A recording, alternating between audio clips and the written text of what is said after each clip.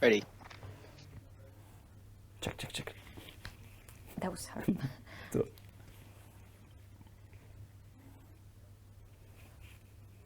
So, welcome back to the Cranset Space Journey, the space of tomorrow, from Vostok to Artemis. We're going to continue now with the workshop, which is called 3, 2, 1, and Liftoff. So, as you can see, well, I don't know if you're aware, but this is a different activity. It's a new type of activity. It's a workshop. So we're expecting some kind of interaction that will happen in Vostok 2 as the guest speaker leave this room and go into that one. So just bear with us. We will launch here the workshop. Before starting, you also need to know that this is going to be a workshop on how to prepare yourself for a space in career. Sorry, for a career in space. Yeah, that's right. So when we were designing the different activities for today, we were feeling that it's important actually to present this something related to the next step of a student life. And yes, we are talking about jobs and not holidays. I mean, holidays. What are those? I mean, jobs. What are those? Do you have any? I don't. Not yet. Personally. But anyways, we're here for you. This is an event from students to students, so we want to prepare you for the next steps. And we want to show that there's not only one unique path, there's actually a lot of them. We're going to show 3, and for that, we have brought different people. So welcome to our three guest speakers for this workshop. So I will start with Oliver Bliss, who is from Airbus Defence and Space. He's currently a spacecraft systems engineer within Earth observation, navigation, and science team at Airbus Defence and Space. And actually, Oliver is a Cranfield alumnus, and he studied the astronautics and space engineering master, which is the same that Paul is actually studying. And he was also a former Cranset member. We really wanted to have him back here because he's been very helpful and very supportive this year, and he's been essential for our relationship, Cranset and Airbus relationship. So I'm very happy to welcome back you in this special event. And Thank you very much. Thank you. We are glad to have you. And so our next speaker, so you might have seen her before. She's Zaria Sanfontaine, but she was a panelist on the previous discussion and on space debris, but she deserves the right to get presented each time she comes with us because she's doing great with our society and UK SETS actually, which we are a branch.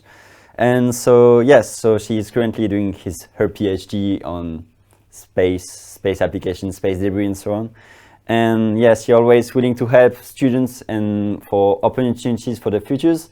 And she were very happy, and she will be very happy to engage with you and show you the different possibility, including doing a PhD after your studies in a university. So welcome again, Zaria.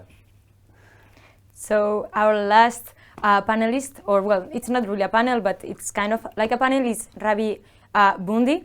He's actually coming from Athens, and he's going to represent more like the startup side of things.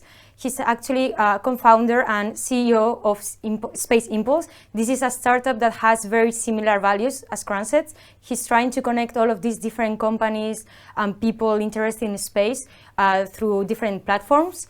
So we're very happy to have him here, and he was actually the first person that came into my mind when we talked about creating this workshop, because we had a conversation a few months ago, and he was very passionate about people creating their own startups, and in particular students founding their own startups in space. So thank you so much, Ravi, for joining us today.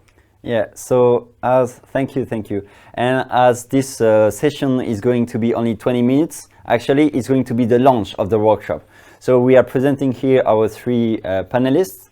Yeah, panelist workshop. Career, they understand us, our three guests, and then they will join the Vostok 2 room so that you can engage more with them and with Flavine and Maria who are there. So yes, you will have the opportunity to talk with them later. So let's start with the small introduction, and let's go with Oliver. So why did you choose to go a graduate scheme at Airbus? Were you looking for a graduate program, or do you just wanted to go into a large company to start your career? Yeah, it was a Bit of both, to be honest. So I felt like the graduate scheme was quite a nice, smooth transition from sort of education into industry or a job role. So it gave me that little bit of time to understand where my skill sets were in a business sense, and then actually have placements throughout those 2 years, and gain some knowledge and experience and a network, so that once I actually join as a full-time employee, then I feel ready to give back to the company. So yeah, it was primarily that safety net that the graduate scheme gives, because I didn't trust myself and my own skill sets to go in straight into a direct position or a startup. So yes, it was that nice transition, really. Yeah, it makes sense. For those that don't really know this scheme, it's a 2-year rotational program that Airbus has here in the UK. You know that graduate companies have different graduate programs in different countries, and in this case, Oliver is doing some rotation, so he's changing, and at the moment, he's in the job position we just said. So I'm going to go now to Zaria, if it's possible. As Paul said, you already know her, so there's no need for more introductions. But I actually want to ask her, because doing a PhD is not always the most obvious next step in the career of an engineer. However, it's your case. So why did you choose a PhD? Is it because you find a very interesting topic? Is it because, as Oliver said, you didn't feel or you were more confident if you completed your formation before joining industry? And also, sorry, it's a very long question maybe, it's a good one. But just also, why at Cranfield University? Yeah, so I think I probably start with, I didn't think I was going to do a PhD. Okay. I feel like from the aerospace engineering sector, especially aviation, if you do a PhD, you're kind of pigeonholed into an academic. And that term, it's not necessarily a negative term, but it was a kind of negative associated term when you're thinking of it in terms of aircraft, because it's basically the generic stereotypical picture of someone just stuck in a lab doing research on some very nuanced topic that's not really going to see the light of day. But when I finished my master's at Cranfield, I had the opportunity to work as a research assistant. So to continue working on my project that I was doing during my thesis, but in collaboration with Cranfield University and the UK Space Agency. And what I saw was actually that the space sector is quite unique in the way that it brings together research and industry, because everything that we're doing in industry is still so new. So a lot of the way that industry operates is similar to how academia would operate, although academia is a bit slower.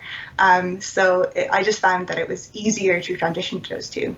And when I got the opportunity for the PhD, I think I wouldn't have chosen it unless it was this PhD. It was a topic that I'm really passionate about. It was with a staff member that I'd already worked with before and that I had a great relationship with.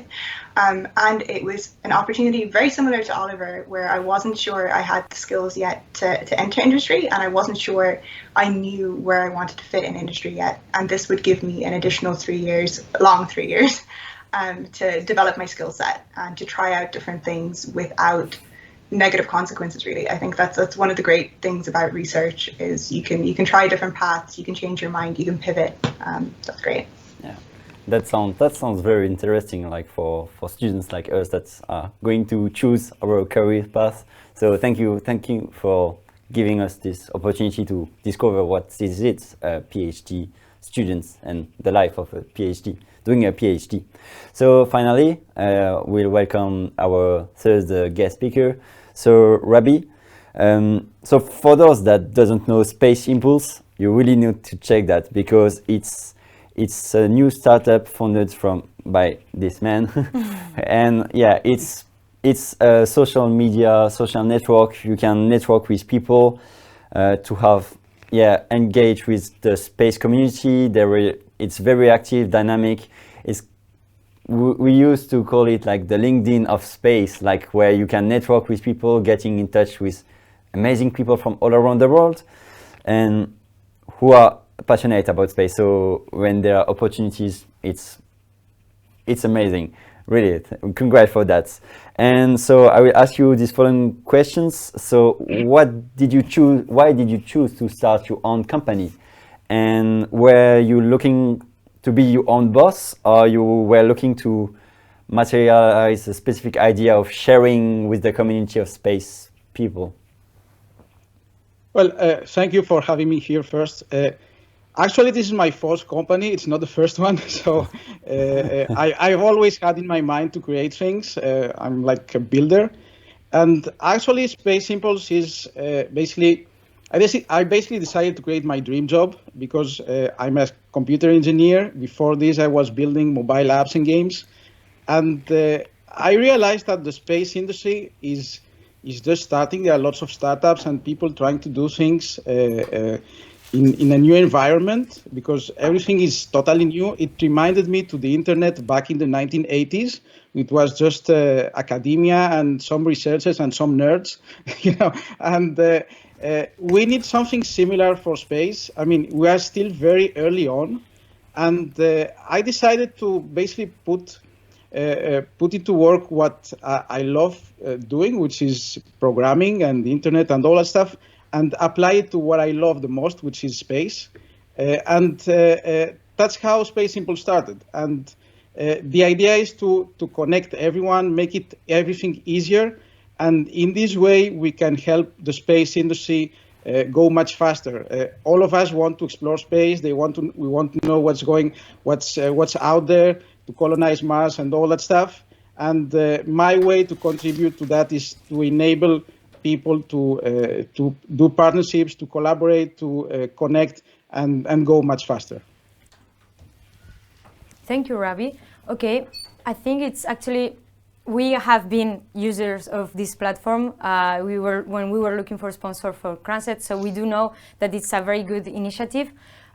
Because all of you have talked more or less about the best parts of each career fair, so why did you choose it? Obviously, this has to be positive things, but there must be something bad as well, so let's get into the interesting bits. I want to know, actually, if any of you considered any other path before entering. I know that Oliver and Zaria have explained that they were looking for some confidence before entering a direct entry for Oliver or industry position for Zaria, but I want to know, in the past, for example, in the case of Ravi, since you have your startup, if you worked before in companies and what's the main differences, and also in the case of Oliver and Zaria, are you planning to change paths? Maybe Oliver will do a PhD or Zaria will join soon company. How is that going? You can all take in the my question. case, sorry. So in my case, I've worked in, can you hear me? Yeah. Yes, sorry, go on. So, what I was saying, in my case, I have had the chance to work in all sorts of companies, from huge multinationals where I was just a number, to medium companies, and also I've also seen a startup. I was one of the first employees and see it grow to become something big until it was acquired. And actually that gives you a bit of perspective, and it's kind of helpful. What I will say to everyone who's just starting a career, I think one of the biggest learning experiences I had was on the bigger company, especially because I had a bad boss, and when you have a bad boss, you learn a lot of stuff much faster than if you have a good one. And actually, it basically makes you appreciate the job in the future if you change or if you start a new company, because you realize how to appreciate the work of your fellow coworkers or your employees. If you start your own company, you also learn what not to do, which is something that very few times they teach you, and that's also good. And I think it was one of the best learning experiences. Also, being part of a startup which started from the very beginning, you also see all the craziness and all the chaos and all that stuff, which is also helpful. So my advice for everyone is try both. You can start your own startup from the very beginning. That's also fine. But if you can have both, like work a couple of years in a big one and and maybe join a startup, you can learn a lot, and your next startup, if you decide to go that way, it will be much easier. Definitely. That's a good point. Seeing different career paths is very interesting. And yeah, let's say, Oliver, could you give you like what's your feel about being a graduate scheme and getting into what are the bad sides or the thing you would yeah like to change? you would like to change to be. Of course. Yeah, good. Yeah. So just to sort of echo what Ravi was saying, yeah, that it's there's different processes going through your career, and I think currently for me at the moment, the graduate scheme has been very good in my early career, just to get me off the ground, and it's been the knowledge, the network, the experience, the variety of sort of job roles that you understand to get a business working has been amazing. And I realized when I transitioned from Cranfield to Airbus, I realized my knowledge on how a business runs and functions was non-existent. So that was really good, and it was such a steep learning curve over just the first 6 months, just actually understanding, okay, how do we take everything that I've learned from education and actually turn that into a real world project that someone's going to buy and you can sell. So that was really good in that sense, but I do understand in a big company, like Ravi was saying, you can become a number, and it is hard to go up the managerial ladder. You do have to sort of stand out. You do have to really grind, and it can take decades to start moving up that managerial ladder. So I do understand that in the smaller companies, medium or startups, that you can gain a lot more experience if you're that way inclined of climbing up the ladder. Which I see a lot of benefits in for the future, and because I've started off technically, but I can see myself going more managerial in the future, that is something in my mind as well. Okay, sorry, I was talking to the studio people behind you because actually I wanted to, since we're running out of time, I wanted to pass the relay on to Zaria, if that's possible. If you can briefly answer the same question so that we have all of the perspective before all three of you join Vostok too. Thank you. Yeah, I can very quickly summarize. I think I'm just going to echo basically what Oliver and Ravi have already said, and add to that to say that, like, I've worked in industry for a big company for 2 years. There were some drawbacks, there were some negatives, there were some good sides.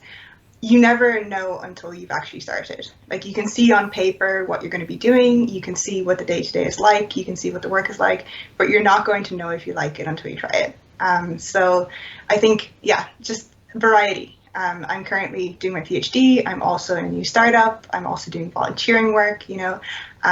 Definitely, I think I caution against, if you're doing a PhD, there are many opportunities out there that you can apply for, but it takes time to apply for them, and then it takes time to actually carry them out. So I think I'm definitely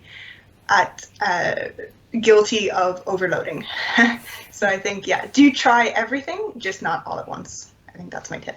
I think that's a great advice, and I think both of us should also apply it ourselves, because yes, like the organization was a little bit hectic these last weeks. Yeah. So thank you all three. So thank you, Oliver, thank you, Zaria, and thank you, Ravi. We're going to let you now join Vostok 2 to continue this workshop. So remember, they are changing, going out of this platform to go to that room. But if you want to follow them and continue this amazing and interesting discussion, you can always just click on the button below. There's going to be a 4 square icon, which is the breakout room. And there you will be able to say hi to Maria and hi to Flavine. Also, don't forget that the career fair is started, so you're also free to join that. There's an independent Zoom link, don't forget. And if you're in Vostok 1 or in Vostok 2, don't worry, you can always come back and forth. So now we're going to go to the next activity. Yes, so after this amazing discussion with our 3 panelists on the workshop 3, 2, 1, and lift off, we'll go from ground to orbits with our guests and who will be interviewed. She's Charlotte Besco. She's the head of the Space Transportation Office at at Kourou in French Guiana with the representing the European Space Agency, sorry. And she should appear soon, but don't worry, on in the the meantime, screen.